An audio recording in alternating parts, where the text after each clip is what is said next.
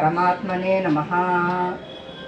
प्रथमा शैलपुत्री च, द्वितीया ब्रह्मचारिणी, तृतीया चंद्रघंटेति, कूष्मांडेति चतुर्थकी, पंचमा स्कंदा मातेति, षष्ठा कात्यायनेति च, सप्तमा कालरात्रि च, अष्टमा चाति भैरवी, नवमा सर्वसिद्धिश्चात् नवदुर्गा प्रकीर्तिता।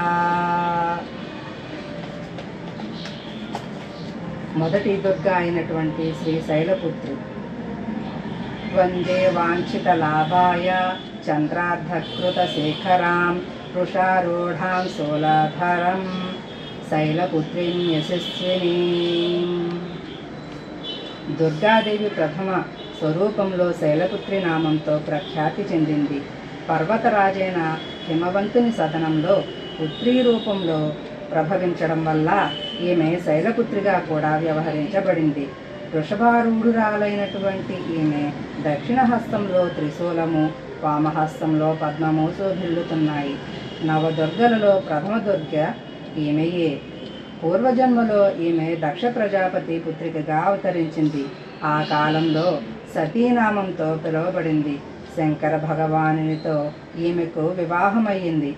ఒకానొక సమక్షంలో దక్ష ప్రజాపతి ఓ మహాయాగం చేశాడు.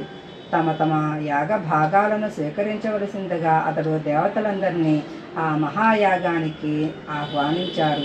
కానీ శంకరుణ్ణి మాత్రం ఆ యాగానికి అతడు ఆహ్వానించలేదు. తన తండ్రి ఓ మహాయాగాన్ని నిర్వహించబోతున్నాడన్న వార్తను ఆలకించిన సతీదేవి మనస్సు యాగానికి వెళ్ళాలని మదనపడసాగింది. తన అభీష్టాన్ని ఆమె మహాదేవునికి విన్నవించుకుంది. సర్వ విషయాలు తెలిసిన శంకర భగవానుడు, సతీ, నీ తండ్రి ఏ కారణం వల్లనో మన యందు క్రుద్ధుడై ఉన్నాడు. తన యాగానికి దేవతలందరినీ ఆహ్వానించి వారి యాగభాగాలను వారికి సమర్పించాడు. తెలిసియే మనలను పిలవలేదు. కనీసం ఎట్టి సూచన కూడా చెయ్యనేలేదు. ఇట్టి దశలో ఎంతమాత్రం నువ్వు అక్కడకు వెళ్ళడం భావ్యం కాదు. శంకరుని పలుకులు సతీదేవికి నచ్చలేదు. తండ్రి యాగాన్ని చూడాలని సోదరీమణులను కలిసి భాషించాలని ఆమె తొందరపడసాగింది. ఆమె స్థితిని గమనించి మహాదేవ భగవానుడు పుట్టినింటికి వెళ్ళ ఆమెకు అనుమతిని ప్రసాదించాడు. పితృగృహం చేరిన సతీదేవితో బాంధవులెవరూ మాట్లాడలేదు. కేవలం ఆమె తల్లి మాత్రం ప్రేమగా కౌగిలించుకుంది. అందరికందరూ ఎడముఖం పెడముఖంగా ఉండిపోయారు.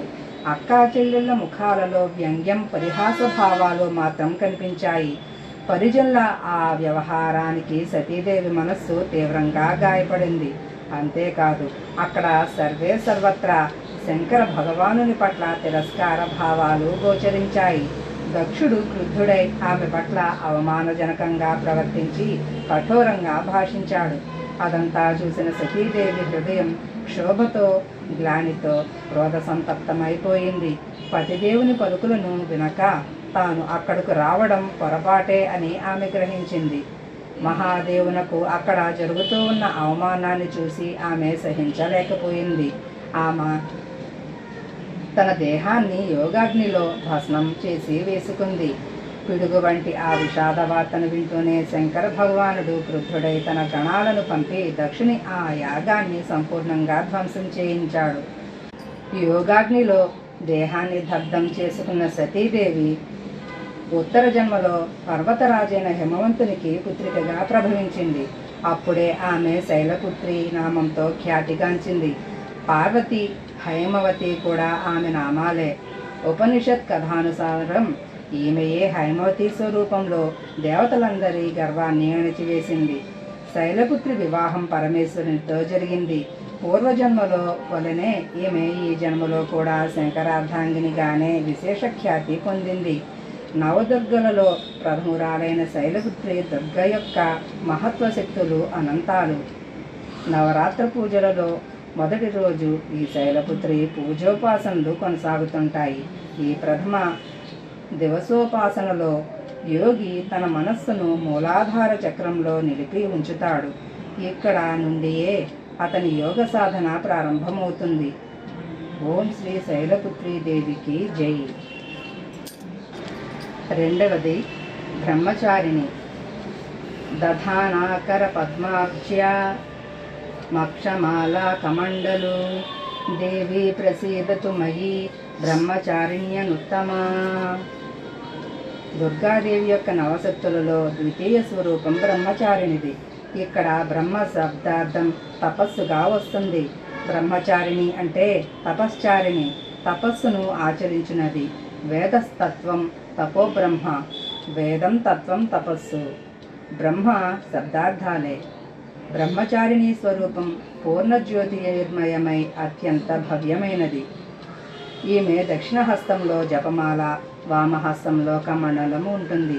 తన పూర్వజన్మలో ఈమె హిమవంతుని సదనంలో పుత్రీ రూపంలో ప్రభవించిన వేళలో నారద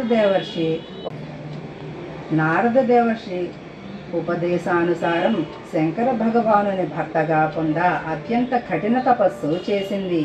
ఈ దుష్కర తపస్సు కారణంగానే ఈమెను తపశ్చారిణి అంటే బ్రహ్మచారిణి నామంతో జనులు వ్యవహరించేవారు.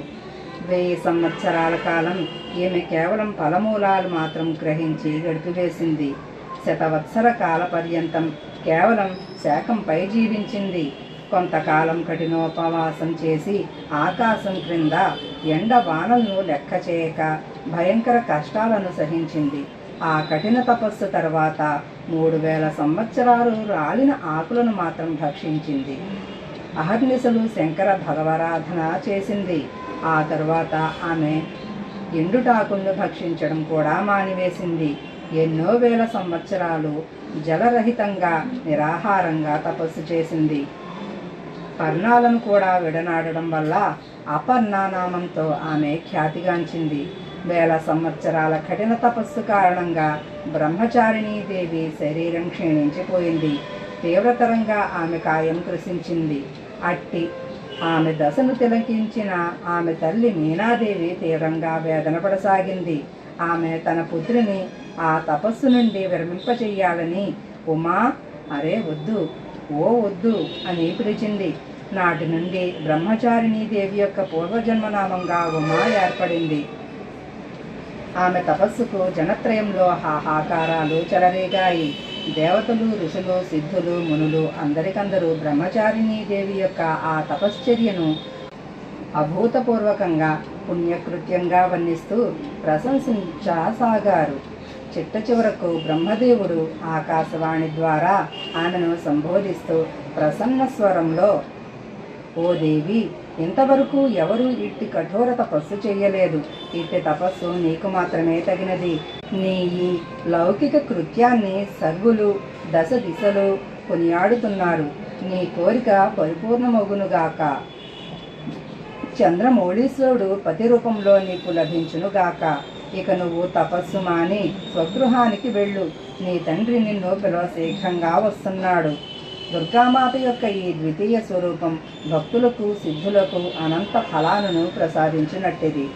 ఈమె ఉపాసన వల్ల మానవులలో తపస్త్యాగ, వైరాగ్య, సదాచార సంయమాలు వర్ధిల్లుతాయి. జీవితంలోని కఠిన సంఘర్షణ వేళల్లో కూడా సాధకుని మనస్సు విచలితం కాదు. బ్రహ్మచారిణీదేవి కృప వల్ల సాధనకు సర్వత్రా సిద్ధి విజయాలు లభిస్తాయి. దుర్గా పూజలో 2వ నాడు ఈమె ఉపాసనయే చేయబడుతుంది. ఆ రోజున సాధకుని మనస్సు స్వాధిష్టాన చక్రంలో ఉంటుంది. ఆ చక్రంలో స్థిరంగా ఉండునట్టి మనస్సు గల యోగి ఆ తల్లి భక్తిని పొంది ఆమె కృపకు విశేష పాత్రుడవుతాడు. ఓం శ్రీ బ్రహ్మచారిణీ దేవికి జై. 3వ రూపం చంద్రఘంటాదేవి. పిండజ ప్రవరారూఢ చండకోపాస్త్ర కైర్యుత ప్రసాదం తనుతే మహ్యం చంద్రఘంటేతి విసృత. దుర్గామాత యొక్క తృతీయ శక్తి చంద్రఘంటాదేవి నామంతో ప్రఖ్యాతి చెందింది. నవరాత్రుపాసనలో 3వ నాడు ఈమె విగ్రహాన్నే పూజించి ఆరాధిస్తారు. ఈమె స్వరూపం పరమశాంతిదాయకమై కళ్యాణప్రదమైనది. ఈమె మస్తకంపై ఘంటాకారంలో అర్ధచంద్రుడు ఉన్నారు. ఈ కారణం వల్లనే ఈమెను చంద్రఘంటాదేవి అని పిలుస్తారు. స్వర్ణ సమంగా ఈమె శరీరవర్ణం భాసిల్లుతూ ఉంటుంది. ఈమెకు గల 10 హస్తాలలో ఖడ్గాది శస్త్రాలు, బాణాది అస్త్రాలు రాజిల్లుతూ ఉంటాయి. సింహవాహిని అయిన ఈమె ముద్ర సర్వదా యుద్ధోన్ముఖమై ఉంటుంది. ఘంటా సదృశమైన ఈమె చండధ్వనులకు అత్యాచారులైన దైత్య దానవులు కంపించిపోతుంటారు. నవరాత్రులలో కొనసాగే దుర్గాదేవి ఉపాసనలో 3వ నాడు జరిగే పూజ అత్యంత మహత్వపూర్ణంగా ఉంటుంది. నాడు సాధకుని మనస్సు మణిపూర చక్రంలో ప్రతిష్ఠితమై ఉంటుంది. చంద్రఘంటాదేవి కరుణ వల్ల సాధనకు అలౌకిక వస్తువుల దర్శనమవుతుంది. దివ్య సుగంధానుభవం కలుగుతుంది. వివిధ ప్రాకార ధ్వనులు వినవస్తాయి కూడా. సాధకుడు అత్యంత సావధానంగా ఉండవలసిన క్షణాలివి. చంద్రఘంటాదేవి కృప వల్ల సాధకుని పాపతాపాలన్నీ నశించిపోతాయి. ఈమె ఆరాధన సర్వ ఫలదాయకమైనది. సర్వదా ఈమె యుద్ధోన్ముఖ ముద్రతో ఉంటుంది కనుక భక్తుల కష్టాలను ఈమె అత్యంత శీఘ్రంగా నివారిస్తుంది. ఈమె వాహనం సింహం కావడం వల్ల ఈమెను ఉపాసించేవారు కూడా సింహ సమప్రకారంతో నిర్భయంగా ఉంటారు. ఈమె ఘంటానాదం సదా ఈమె భక్తులను ప్రేత బాధాదుల నుండి సంరక్షిస్తూ ఉంటుంది. ధ్యానమాత్రంచే ఈమె శరణాగత సంరక్షణార్థం ఈమె ఘంటాధ్వని మారుమ్రోగుతుంది. దుష్ట దమన వినాశనానంతరం కూడా ఈమె సర్వదా తత్పరురాలై ఉన్నా కూడా ఈమె స్వరూపం దర్శకులకు, ఆరాధకులకు అత్యంత సౌమ్యంగా, శాంతంగా ఉంటుంది. ఈమె ఆరాధన మాత్రంచే సాధకునకు లభించే వీరత్వ నిర్భయత్వాలతో పాటుగా సౌమ్యత్వ వినమ్రత్వాలు కూడా లభించడం విశేష సద్గుణమే కదా. సాధకుని ముఖనేత్రాది శరీరాంగాలన్నీ చంద్రఘంటాదేవి కరుణ వల్ల తేజరిల్లుతూ ఉంటాయి. వారి స్వరంలో దివ్య అలౌకిక మాధుర్యం గోచరమవుతుంది. చంద్రఘంటాదేవి భక్తులు కానీ, ఉపాసకులు కానీ ఎక్కడికి వెళ్ళినా వారిని చూసిన ప్రజలు సుఖశాంతులను పొందుతారు. అట్టి సాధకుల శరీరాల నుండి దివ్య ప్రకాశయుక్త పరమాణువుల అదృశ్య వికరణం జరుగుతూ ఉంటుంది. ఆ దివ్యక్రియ ఈ చర్మ చక్షువులను మాత్రం గోచరించదు. కానీ సాధకులు, వారి సాంగత్యంలో ఉండేవారు మాత్రం ఆ విషయాలను చక్కగా అనుభవించగలుగుతారు. మన మనోవాక్కర్మ శరీరాలను విహిత విధి విధానుసారం పరిపూర్ణంగా, పరిశుద్ధంగా, పవిత్రంగా ఉంచుకొని చంద్రఘంటాదేవిని శరణువేడి తదుపాసనలో సంలగ్నులు అవ్వాలి. ఆ తల్లిని ఉపాసించడంలో మన సాంసారిక కష్టాలను అన్నింటి నుండి విముక్తులమై సహజంగానే పరమ పదాధికారులము కాగలుగుతాము. నిరంతరం మనం ఆమె పవిత్రమూర్తిని ధ్యానమందు ఉంచుకొని సాధన వైపు పురోగమించాలి, ప్రయత్నించాలి. ఆమె ధ్యానం మన ఇహపరాలను రెండింటినీ చక్కా చేసి పరమ కళ్యాణప్రదమైన సద్గతిని ప్రసాదిస్తుంది. ఓం శ్రీ చంద్రఘంటాదేవికి జై. 4వ దుర్గా కూష్మాండదేవి. సురా సంపూర్ణ కలసం రుధిరాప్లుత మేవచ దధానా హస్తపద్మాభ్యాం కూష్మాండా శుభదాస్తు మే. దుర్గామాత యొక్క చతుర్థ స్వరూపనామం కూష్మాండదేవి. తన మందస్మితం ద్వారా అండాన్ని అంటే బ్రహ్మాండాన్ని ఉత్పన్నం చేయడం కారణంగా ఈమె కూష్మాండదేవి నామంతో పిలువబడుతూ ఉన్నది. సృష్టియే లేని వేళ దశ దిశల అంధకారం అనుకున్న సమయంలో ఈ దేవియే ఈషత్ హాస్యంతో బ్రహ్మాండాన్ని సృష్టించింది కనుక సృష్టియాది స్వరూపురాలు ఆదిశక్తి ఈమెయే. ఈమెకు ముందు బ్రహ్మాండ అస్తిత్వం లేనే లేదు. సూర్యమండలాంతర్భాగంలో ఈమె నివసిస్తూ ఉంటుంది. సూర్యమండలంలో నివసించే శక్తి సామర్థ్యాలు ఈమెకు మాత్రమే ఉన్నాయి. ఈమె శరీర కాంతి ప్రభా సూర్య సమంగా దేదీప్యమానంగా ఉంటాయి. ఈమె తేజస్సు అతులనీయమైనది. ఇతరేతర దేవీ దేవతలెవరూ ఈమె తేజ ప్రభావాలకు సరితోగరు. ఈ దేవి తేజోప్రకాశాల వల్లనే దశ దిశలు ప్రకాశిస్తూ ఉంటుంది. బ్రహ్మాండాంతర్గత సమస్త వస్తువులు ప్రాణిమాతృలలోని తేజస్సు ఈమె ఛాయయే. ఈమెకు అష్టభుజాలు ఉండటం వల్ల అష్టభుజాదేవి అన్న నామంతో కూడా ఈమె ఖ్యాతిగాంచింది. ఈమె సప్తహస్తాలతో క్రమంగా కమండలు, ధనుర్బాణ, కమల, అమృతకలశ, చక్ర, గదలు ఉన్నాయి. అష్టమ భుజంలో సర్వనిధులను సిద్ధులను ప్రసాదించినట్టి జపమాల ఉంది. ఈమె వాహనం సింహం. సంస్కృత భాషలో గుమ్మడికాయను కూష్మాండం అంటారు. ఈ దేవికి బలులలో కూష్మాండ బలి విశేష ప్రీతిదాయకమైనది. ఈ కారణం వల్ల ఈమె కూష్మాండాదేవి అని పిలువబడుతూ ఉన్నది. నవరాత్రులలో 4వ నాడు కూష్మాండదేవి స్వరూప అర్చనయే జరుగుతుంది. ఆ రోజున సాధకుని మనస్సు అనాహత చక్రంలో లయమవుతుంది కనుక తత్సమయంలో సాధకుడు అత్యంత పవిత్రంగా అచంచల మనస్సుతో కూష్మాండాదేవి స్వరూపాన్ని ధ్యానంలో ఉంచుకొని పూజోపాసనలలో లగ్నం కావాలి. కూష్మాండాదేవి ఉపాసన వల్ల భక్తుల రోగ శోకాదులన్నీ నాశనమవుతాయి. ఈ జనని భక్తి ద్వారా ఆయురారోగ్య ఐశ్వర్య బలాలు సిద్ధిస్తూ ఉంటాయి. కూష్మాండాదేవి అత్యల్ప భక్తి సేవలకే ప్రసన్నురాలవుతుంది. యథార్థమైన హృదయంతో మానవుడు ఈ దేవిని శరణు వేడగలిగితే అతడు సుగమంగా పరమపదాన్ని పొందగలుగుతాడు. ఈ శాస్త్ర పురాణాలలో వర్ణించబడిన విధి విధానానుసారం మనం దుర్గామాతను ఉపాసిస్తూ అహర్నిశలు భక్తి మార్గంలో పురోగమించాలి. మాతృభక్తి మార్గంలో సాధకుడు కొన్ని అడుగులు మాత్రం ముందుకు వేయగలిగితే సాధకునికి ఆమె కృపా కటాక్షం యొక్క సూక్ష్మానుభవం కలుగుతుంది. దుఃఖ స్వరూపమైన ఈ సంసారం అట్టి భక్తులకు అత్యంత సుఖకరమై సుగమము అవుతుంది.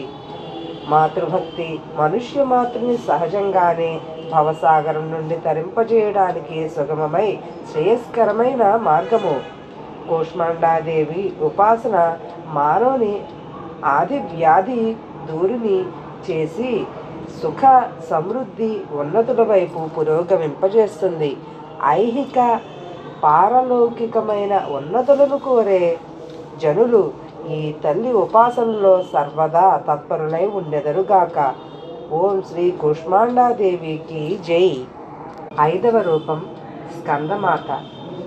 సింహాసనగత నిత్యం పద్మాశ్రిత కరద్వయ సుభధాస్తు సదా దేవి స్కందమాత యశస్విని. దుర్గామాత యొక్క పంచమ స్వరూపం స్కందమాతృ నామంతో ప్రఖ్యాతి చెందింది. ఈ స్కంద భగవానుడు కుమార కార్తికేయ నామంతో కూడా వ్యవహరింపబడతాడు. ప్రసిద్ధ దేవాసుర సంగ్రామంలో ఈతడు దేవసేనాపతిగా నిలిచాడు కూడా. పురాణాలలో ఈతడు కుమారుడని శక్తిధరుడని పిలువబడ్డాడు. ఈతని మహిమలు వాటిలో కీర్తించబడ్డాయి. ఈతడు మయూర వాహనుడని పిలువబడుతూ ఉన్నాడు. ఈ స్కందదేవుని జనని కావటం వల్లనే దుర్గామాత యొక్క ఈ పంచమ స్వరూపం స్కందమాతృక నామంతో ఖ్యాతిగాంచినది. ఈమె ఉపాసన నవరాత్రుల్లో పంచమ దివసాన కొనసాగుతూ ఉంది. నాడు సాధకుని మనస్సు విశుద్ధ చక్రంలో లయమై ఉంటుంది. స్కందదేవుడు బాలరూపంలో ఈ తల్లి ఒడిలో ఆసీనుడై ఉంటాడు. స్కందమాతృ స్వరూపిణికి చతుర్భుజాలు.